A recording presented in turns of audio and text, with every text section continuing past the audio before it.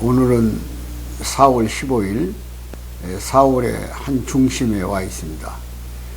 그래서 오늘 주제를 4월은 잔인한 달인가, 이런 주제를 달아봤습니다. 금년 4월 들어서 우리는 유난히도 많은 일들이 우리 주변을 덮치고 있습니다.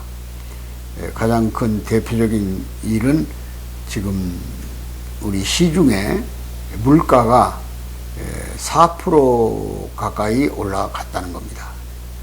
물론 미국이나 이런 선진국들도 지금 7%, 8%까지 올라간 나라들이 있습니다만은 이 물가가 기본적으로 우크라이나 전쟁 때문에 원자재 공급이 잘 이루어지지 않고 또 무역 거래가 활발하지 않기 때문에 일어나는 현상일 수도 있습니다. 물론 전쟁에서 오는 피해죠. 그러나 그보다 더 심각한 것은 인플레 현상이라는 겁니다. 돈의 가치가 한없이 떨어져서 시중에 돈 때문에 일어나는 물가 상승도 있습니다. 그런데도 물가를 잡겠다고는 정부는 어제 금리를 0.25% 올려가지고 우리나라 소위 한국은행 콜금리는 1.5%가 됐습니다. 1.5%라고는 물가에 대비해서 금리 인상이 주는 충격은 시중금리를 일반 지금 대출금리나 일반 시중금리에서 6% 가까이 적용이 되고 있습니다만은 실제는 제2, 제3금융은 그걸 훨씬 초월하고 있는 겁니다. 그래서 일반적으로 평균 금리를 7%로 봐야 된다. 만일 7%로 계산하면 지금 주택 대출을 받은 사람이 월 금리를 96만원 내지 7만원 냈다고 할 때 이제부터 내야 할 금리는 135만원이 되는 겁니다. 만일 임금 근로자가 이런 상황에 부딪히면 어떤 현상이 벌어지겠습니까? 놀라울 만한 충격이 올 겁니다. 외식을 줄여야 할 것이고 또 여러 가지 걱정되는 부분에 소비를 억제시켜야 할 겁니다. 물론 물가를 잡는 데는 영향을 줄 수 있다고 판단이 됩니다. 그러나 이 물가를 잡는다는 핑계로 생산성이 저하되거나 떨어지면 또 근로력이 저하되거나 생활의 삶이 궁핍해지면 살맛이 나겠습니까? 이 중대한 사태가 4월에 우리를 휩쓸고 있습니다. 거리에 한번 여러분이 들여다보십시오. 길마다 화려한 벚꽃이 만개해 있고 목련이 활짝 피어서 우리를 반기고 있습니다. 산에는 진달래가 만발하고 이미 아랫역의 산수유는 한 해를 시작하는 아름다운 꽃을 머금고 있습니다. 이렇게 아름다운 봄철에 여의도의 벚꽃길도 열어서 하루에 수십만 명이 여의도 들길을 걸었습니다. 이렇게 즐거워야 할 4월달이 정말 4월은 잔인한 달이 될 수밖에 없는 우크라이나 전쟁 그 기미가 보이지 않습니까? 지금 러시아는 동부의 돈바스라고는 지역에 군사력을 집중시키고 제노사이드라고는 잔혹한 학살을 감행했다는 증거가 부추 등 여러 곳에서 나타나고 있습니다. 지금 오리플라워라고는 우크라이나의 크림반도와 동부 지역을 연결하는 중소도시죠. 인구가 약 한 30만 정도 되는 걸로 압니다. 그 도시에는 완전 90% 이상이 폐허가 돼가지고 인구의 30% 정도 남아있고 나머지 70%가 죽거나 해외로 탈출했습니다. 지금 우크라이나 인구 약 4,500만 가운데 1천만 명 이상이 해외 탈출을 했고 아마 상해를 입었거나 죽은 숫자는 상상을 초월하고 있는 것 같습니다. 러시아는 심지어 세균 또는 핵무기까지를 경고하고 있습니다. 화학무기가 쓰여진 지는 벌써 오래됐습니다. 근데 유엔은 전에도 제가 유엔 해체를 주장했습니다만 아무런 대안을 내놓지 못하고 미국 바이든만이 나토에 동맹을 권고하고 나토가 우크라이나에 대한 긴급 지원을 요청하고 있지만은 실제로 러시아의 눈치를 보니라고 서로 의견도 충돌하고 있고 그렇게 만만치 않게 지원을 못하고 있는 것 같습니다. 지난 얼마 전에 젤론스키 우크라이나 대통령이 대한민국 국회를 향해서 연설한 적이 있습니다. 그는 러시아제 모든 무기 체계를 무너뜨릴 수 있는 유력한 군사무기는 한국이 가지고 있다는 겁니다. 그래서 한국에게 군사적 지원을 요청했습니다.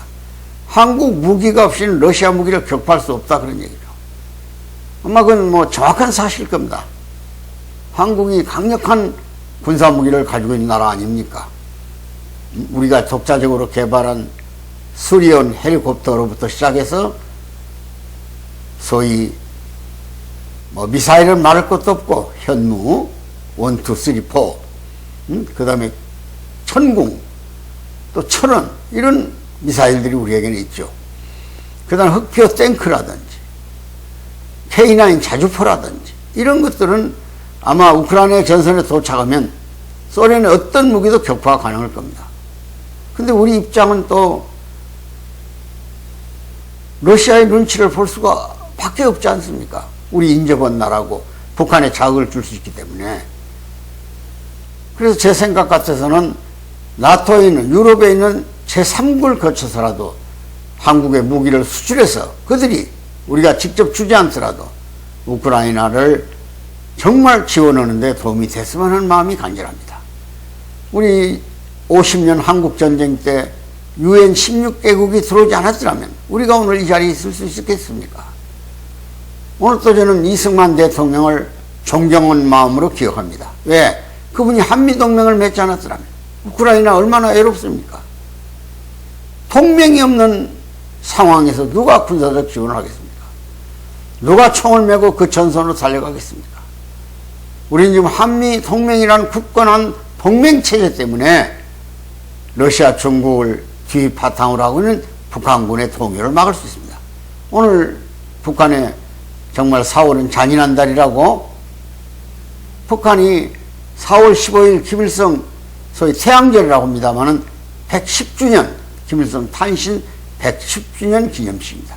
거대한 열병식이 아마 오늘 또 저녁 12시에 거행될 것이고 많은 전문가들은 오늘부터 25일까지 인민군 창건 아마 74주년 기념일까지 사이에 북한은 모종의 미사일 실험 내지는 핵실험을 할 것이라고 추측 보도를 내고 있습니다. 아마 거의 전문성 있는 기관들이 말하는 걸로 봐서 확실한 것 같습니다. 이렇게 4월은 우리를 또 위협하고 있습니다. 우리는 지금 정권이 뒤바뀌는 안보 공백 상황일 수도 있습니다. 이런 상황을 우리 국민이 잘 짚어서 뭐 타산지석 남의 산에 있는 돌을 옥으로 갈아 쓰는 교환교훈, 반면교사, 잘못된 것을 바르게 잡아서 우리는 그렇지 않아야 된다는 그런 마음가짐을 갖고 대해야지 않으면 안 되지 않겠느냐 하는 생각을 또 해보는 겁니다. 여러분, 지금 4월은 정말 우리에게 위기와 또 새로운 출발을 가르쳐주는 귀한 달로서 잔인하지만 그 잔인을 딛고 일어서서 미래를 향해서 갈 수밖에 없는 우리 상황을 우리 국민이 자각하자면 안 되겠다 그러니. 영국의 유명한 시인, 아마 제가 기억은 오래전부터 하고 있었습니다만은 그 시인 T.S. 엘리엇이라는 시인입니다. 그 문인이고 시인인데 그분이 4월에 대해서 시를 한 살 써놓기를 4월은 잔인한 달 그랬습니다. 죽은 땅에서 라일락을 키워내고 기억과 욕망을 뒤섞고 봄비로 잠든 뿌리를 뒤흔든 겨울은 따뜻했었다. 대지는 망각의 눈으로 덮어주고 가냘픈 목숨을 마른 구근으로 먹여 살려주었다. 그렇게 읊은 시가 하나 있습니다. 결국 겨울보다 봄이 좋다는 얘기지만 그 시인의 마음에는 20세기 과학문명이 발달하여 풍요로워졌지만 욕망만이 뒤흔드는 현대사가 아니냐. 이런 인간의 따뜻한 마음을 욕망으로 짓뭉개버리면 결국 봄은 그토록 모든 땅을 뒤집고 생명을 솟아오르게 했지만 아름다운 꽃들이 만개했지만 잔인한 달로 변할 수밖에 없지 않느냐.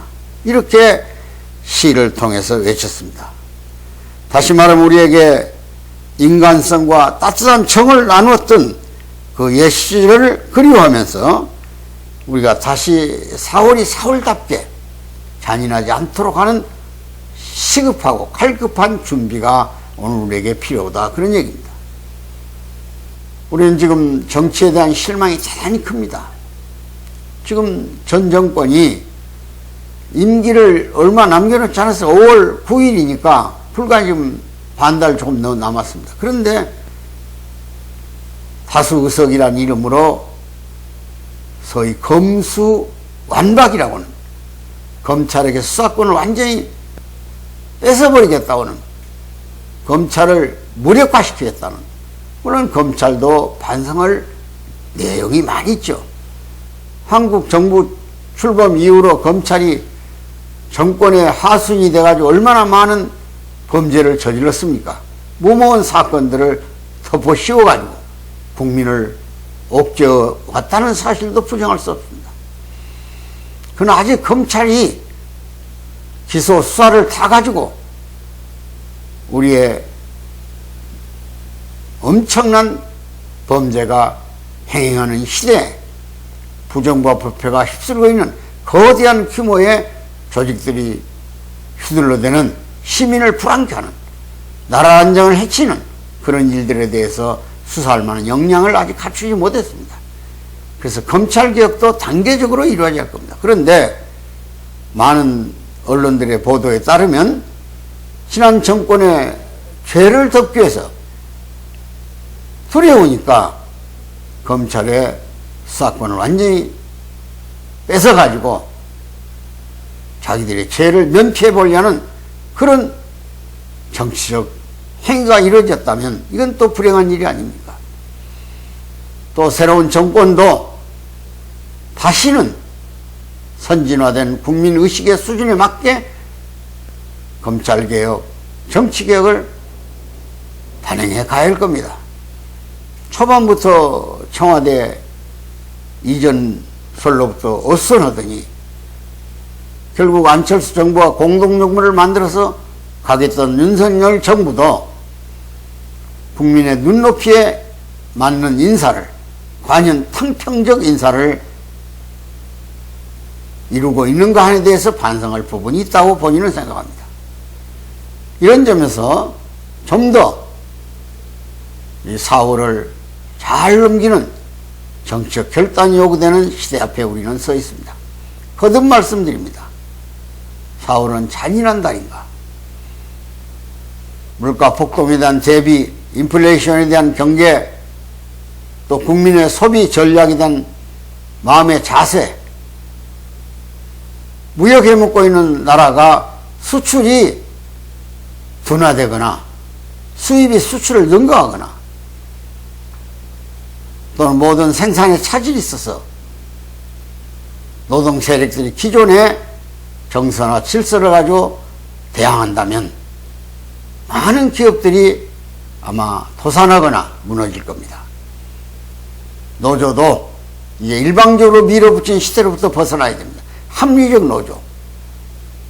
그래서 노사정 합의에 들어와서 사회적 합의를 이루어야 됩니다. 무엇이 국가의 비전이고 무엇이 국가의 미래고 우리 국민의 젊은이들이 희망을 갖고 살아갈 수 있는가를 노동조직이 거대한 조직 그 자체만으로 밀어붙일 일이 아니라 또 그 다음에 너무 지나치게 좌편적으로 기울였던 모든 조직들이 민변이라든지 언론노조라든지 그의 민노총이라든지 이런 여러 형태의 거대한 규모의 조직들이 좀 더 정상적인 수준으로 돌아와서 나라의 발전적 미래를 함께 해주기를 당부드리는 겁니다. 여러분, 4월은 잔인한 달인 것만은 틀림없지만은 우리 이성으로 우리 국민이 타산지석으로 반면교사로 마음을 가다듬고 이걸 극복하면 오히려 이 기회가 가장 우수한 두뇌와 미래 희망적 역동감을 가지고 있는 대한민국에게는 상당한 긍정적으로 발전이 해서 그 긍정이 민족의 미래를 밝히는 희망의 등불로 밝힐 겁니다.